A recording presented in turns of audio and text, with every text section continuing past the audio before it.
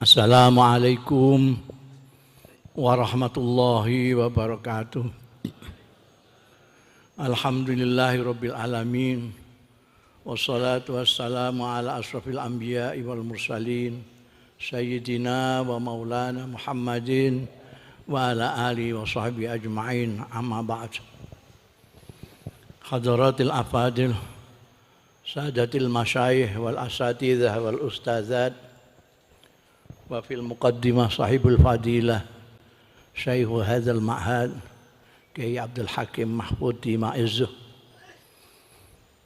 Saya tidak akan mengatakan Gus Dur wali, sebab saya takut nanti saya dianggap wali. Sebab layak riful wali illal wali. Saya hanya mengatakan bahwa kalau saya itu kumpul Gus Dur sejak di Mesir. Bahkan ketika Gus Dur itu kayak kucing memeti itu, di Jakarta itu gonta-ganti kontrakan itu. Selalu kalau saya ke Jakarta mesti ke tempatnya Gus Dur.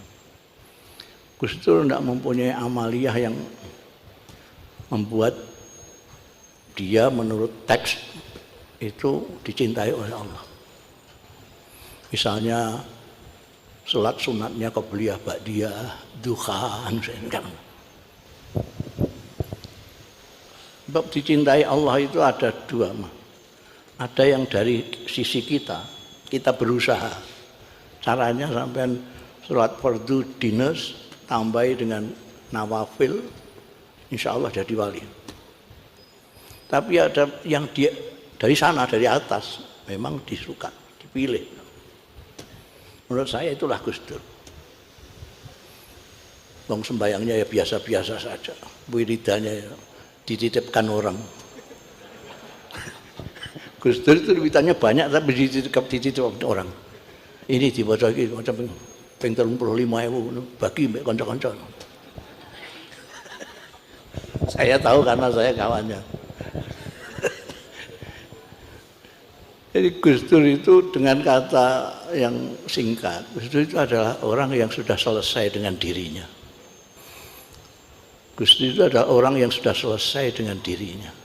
Sekarang ini banyak orang yang ilmunya banyak, umurnya panjang, tapi belum selesai terus. Tidak kunjung selesai dengan dirinya. Masih urusan dirinya saja, nggak selesai-selesai. Gus Dur itu adalah tokoh yang sudah selesai dengan dirinya. Karena itu tidak ada yang repot bagi Gus Dur. Ucapannya yang viral itu, gitu aja kok repot. Artinya tidak ada yang repot untuk Gus Dur. Ada yang menyebut Gus Dur itu, ya pokoknya kemanusiaannya itulah. Ada yang demokrasinya itulah, toleransinya itulah. Tapi menurut saya ya memang karena beliau dicintai oleh Allah Subhanahu wa Ta'ala. Itu sampai ada guyonannya Cak Nun itu sampai sekarang Gus Dur itu belum pernah didatangi mungkar nakir, belum pernah ditanya mungkar nakir, karena masih ada saja orang yang di situ.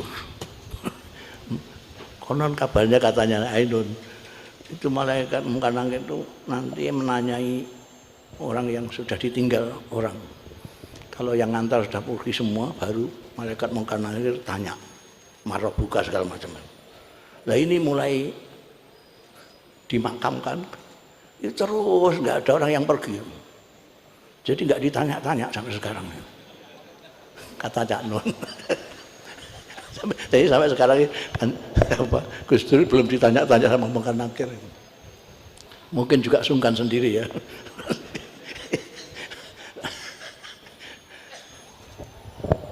Ibu-ibu, bapak-bapak dan saudara sekalian yang terhormat, jadi saya tadi mengatakan bahwa Gus Dur itu sudah selesai dengan dirinya.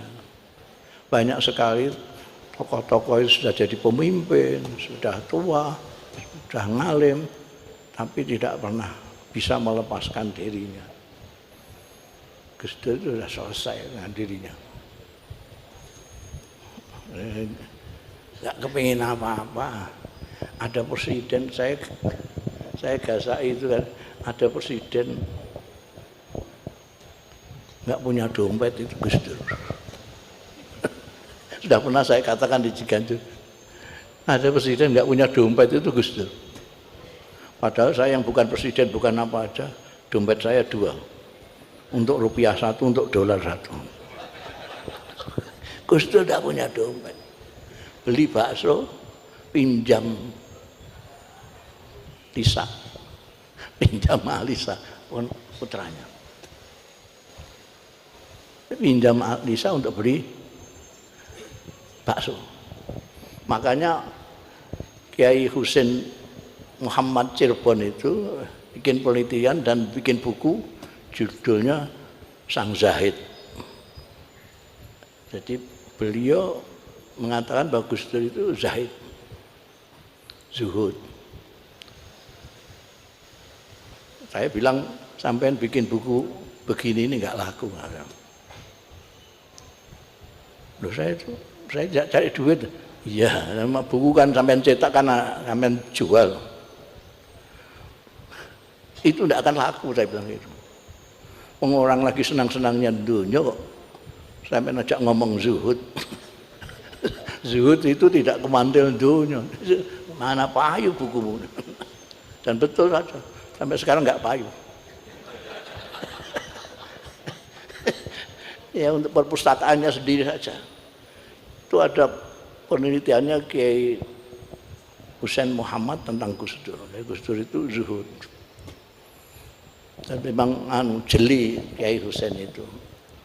Gus Dur itu ya itu tadi tidak punya dompet, beli bakso pinjam sama anaknya.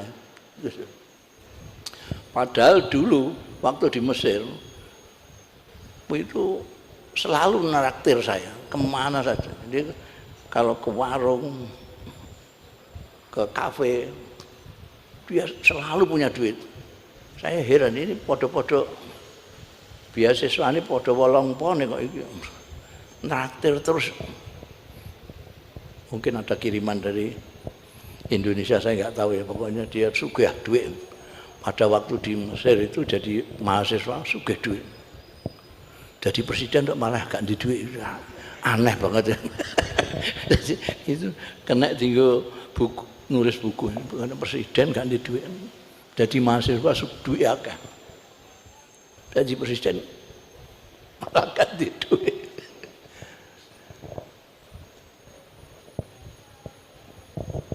Yang saya perhatikan Gus Dur itu, di samping yang sudah saya katakan tadi, Gus Dur itu tesdik, cara Jawa ini tesdik, nggak tahu bahasa Indonesianya apa itu.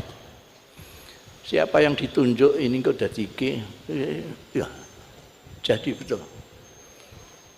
Tesdik, bukan kronik, tesdik karena dia melihat orang ini begini, oh ini nek dadi ngene. Saya pernah diberitahu, awakmu kalau ingin nyambut gawe dengan Kang Mas Puri ini langsung. Itu kawannya dia waktu di Irak. Ikut tangani dolar itu. Betul. Berarti Kang Mas Puri itu usahanya luar biasa. Ini kalau sampean kepengen jadi bintang film ya. Makanya karena aneh sekali, Gus Dur itu pernah jadi ketua, bukan hanya juri, ketua juri film Indonesia. Saya dikasih apa diktat-diktat yang isinya film-film Indonesia itu, bintang-bintang filmnya barang itu. Beliau yang menetapkan film terbaik ini, pemeran utamanya yang nomor 1 ini, itu ilmu kondial. Allah yarham Cak Nur Khalid. Itu pernah rasan-rasan sama saya. Gus Dur itu piye ya? Lho, geneman tentang film. Iku wong-wong film iku geneman paling-paling ya film Hollywood, film Eropa, Eropa Timur wis gak pati ngerti. Gus Dur ngantek ngerti jenenge sutradara, bintang film, editor film Mandarin. Padahal jadi Cak Nur, padahal jenenge Cina kan angel-angel ngono kae. Gus Dur apa kabeh. Terus tak guyoni, wah itu dikarangno karo Gus Dur sampean itu. Ya mbok nek ngono. Itu ketika di DKJ, Gus Dur kan pernah jadi ketua DKJ, Dewan Kesenian Jakarta. Soalnya di situ itu di DKJ itu ada ketua komisi sastra. Waktu itu almarhum Abdul Hadi WM. Ada komisi musik, ada itu almarhum Sukaharjana. Ada film Ami Priyono, banyak lah. Kalau ngomong sama Gus Dur ini kalah kabeh. Misalnya Ami Priyono ngertine yo film barat, kalau film Eropa Timur. Gus Dur film Hongkong. Film Hongkong ngerti sak jenenge ngarange sak editore, sutradarane, bintang film ngerti. Sing ngomong sastra Abdul Hadi WM, dia ngerti paling sastra barat, sastra Melayu. Gus Dur sastra Eropa Timur sak piturute. Sastra Arab nama. Tak ngerti kabeh. Ketika DKJ di tim itu mengadakan Malam Palestina, Gus Dur bicara tentang sastra Arab. Orang melongo kabeh. Jadi yang di Mesir, di Yordan, di ini tokoh-tokohnya ini. Wapal kabeh. Padahal saya yang terkenal penyair aja nggak ngerti. Dia tahu semua. Jadi di NU itu juga gitu. Di NU ini ada tokoh yang seperti Dr. Fahmi, itu Kang Masnya Bunyai Ida. Dr. Fahmi itu bukan hanya kawan, saudara, tapi saling menghormati dua-duanya. Dua-duanya itu dulu mengimpikan jauh hari, dua-duanya, baik Mas Fahmi maupun Gus Dur, masing-masing itu mencalonkan masing-masing untuk jadi presiden. Jadi jauh hari itu Dr. Fahmi sudah mencita-citakan Gus Dur jadi presiden. Sampai saking kepinginnya itu Gus Dur dimasukkan ke MPR. Waktu itu Dr. Fahmi kan dekat sekali dengan Pak Parjo Rustam, terus siapa itu wakil presidennya Pak Harto itu, orang-orang Golkar itu. Dia bisa masukkan lah. Gus Dur, sampean masuk MPR ya Gus. Sampean tanya Gus Mus dulu. Kalau Gus Mus setuju, saya mau. Kalau enggak. Dr. Fahmi ke saya. Sampean kan setuju kan?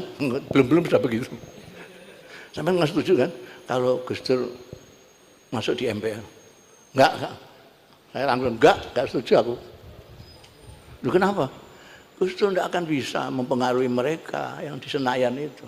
Malah, jangan-jangan Gus Durnya malah yang terpengaruh. Kata Dr. Fahmi, saya kaget. Itu yang kita harapkan. Gus Dur terpengaruh mereka. Loh, piye maksudnya? Loh, sampean kan lihat tahu sendiri kan. Dia mau ngisi seminar yang datang pakai Mercedes, pakai BMW segala macam. Gus Dur gelantungan, yang narasumbernya gelantungan bis, bajunya batik cekak, sing wis seminggu gak salin, sandalan sisan.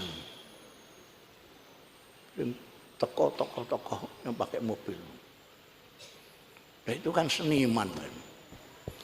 Nah, kita itu kan ingin Gus Dur tidak jadi seni, tapi jadi pemimpin bangsa. Terus maksudnya ya kok bukan lebonan ngene MPR terpengaruh apa? Loh, artinya biar dia bisa sepatunan, bisa dasinan. Dan ternyata betul Dokter Fahmi. Akhirnya ketika jadi presiden, Gus Dur bisa sepatu necis, bisa dasian segala macam. Coba kalau tidak diajari pada waktu itu di MPR, Gus Dur masih sandalan. Jadi ketika dilantik ya presiden sudah bisa sepatunan beliau. Saya yang pertama kali mendapat kesempatan untuk mengucapkan selamat kepada presiden yang baru dilantik. Saya sandalan. Ditahan tak mau. Orang istana ditahan. Kok pakai sandal, Pak? Loh, presidenmu wis sepatunan aku nih. Coba lihat dulu presidennya masih sudah sepatunan Pak belum? Kalau sudah sepatunan saya tak sepatunan. Saya itu menyesuaikan diri dengan presiden sampai.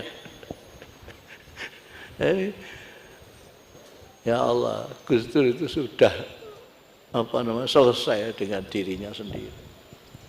Yang ada hanya memberi, nggak ada pamrih apa-apa, nggak kepengen apa-apa. Itu Gus Dur sudah selesai. Padahal sekarang itu banyak orang yang nggak selesai dengan dirinya. Padahal wis sugih, wis pinter, wis jabatannya tinggi, tapi nggak selesai dengan dirinya. Masih saja terkungkung oleh dirinya sendiri. Itu yang saya perhatikan Gus Dur itu. Kalau tadi dikatakan apa namanya, Yeni itu Gus Dur itu ikhlas itu. Ya bolehlah dilihat ikhlas juga biar, tapi sebetulnya Gus Dur itu ya itu ditunjuk dari atas. Ana uhibbu hadzal rajul wa ahibbu.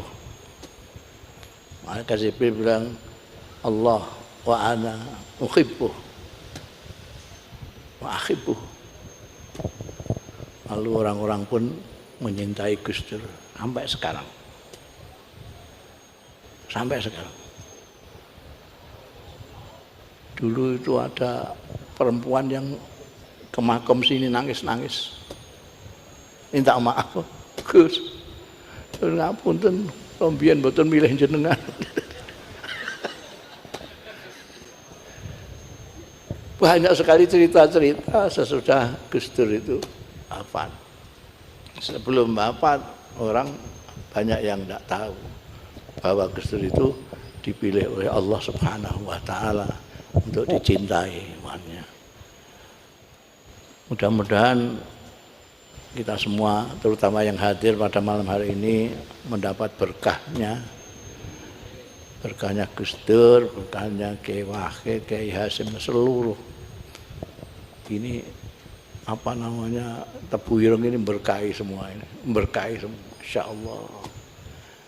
Pahlawan semua, meskipun yang ada benderanya cuma 2, bendera merah putihnya cuma 2. Gus Kikin itu siapa? Ini mesti Gus Yusur yang satunya ini. Sebetulnya mulai Kiai Hasyim Asy'ari, Kiai Wahid Hasyim sampai Gus Dur itu pahlawan nasional semua. Pahlawan nasional betul oleh negara Indonesia ini. Bukan anggapan kita tok gitu. Kan anggapan kita. Pahlawan itu siapa sih? Kalau menurut kamus, pahlawan itu adalah tokoh yang menonjol keberanian dan perjuangannya untuk membela kebenaran, keadilan. Dan itu sesuai dengan Gus Dur. Jadi sudah benar kalau pemerintah menetapkan Gus Dur sebagai pahlawan nasional, sesuai kamusnya lah. Jadi saya kira itu. Saya kesini juga bukan untuk mau'izah hasanah. Mau'izah hasanah itu untuk orang-orang yang belum dalan.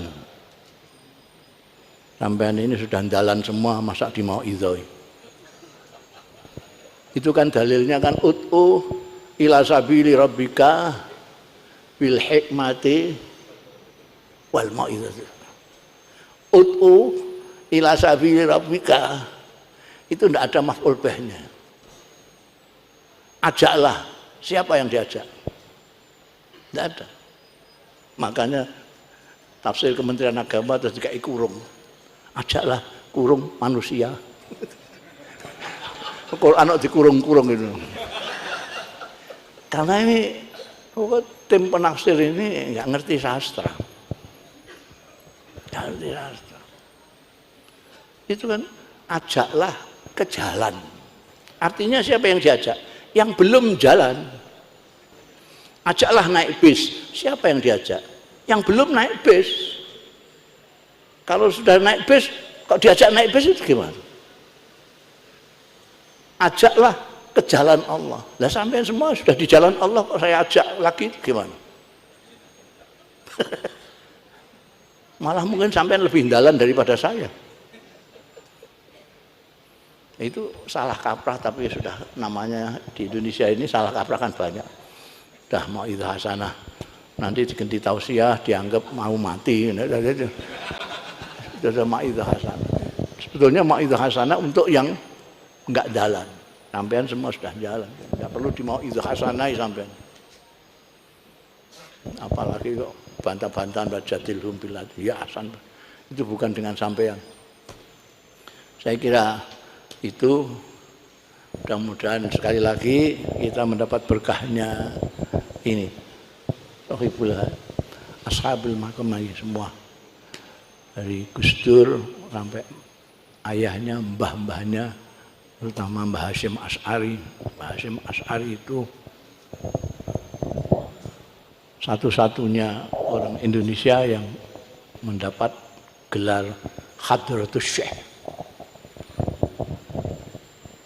Yang mendapat gelar syekh itu dua orang, setahu saya. Satu dari Lasem, Syekh Mas Duki. Yang satu dari Sawunganten, Cilacap, Syekh Mas'ud. Kalau Hadratus Syekh masih. Dulu lakop untuk kiai-kiai yang sudah dugdeng, Syekh. Lebih dugdeng lagi Hadratus Syekh. Dan sampai sekarang belum ada yang dugdeng. Ya cuma satu itu. Hadratus Syekh tidak pernah tambah satu. Itu Syekh Hasyim Asy'ari. Kalau Syekh mungkin masih ada tapi enggak kecatat. Mudah-mudahan kita mendapat barokahnya. Saya itu percaya kepada barokah. Sampean percaya enggak percaya, sak dongakno juga dapat berkah. Wallahu yuwaffiquna ila ma fi khairul Islam wal muslimin, khairu nahdatil ulama wa nahdiyin, wa khairu Indonesia wa Indonesiin, wa astaghfirullahal azim li wa lakum wal afu minkum. Wassalamualaikum warahmatullahi wabarakatuh.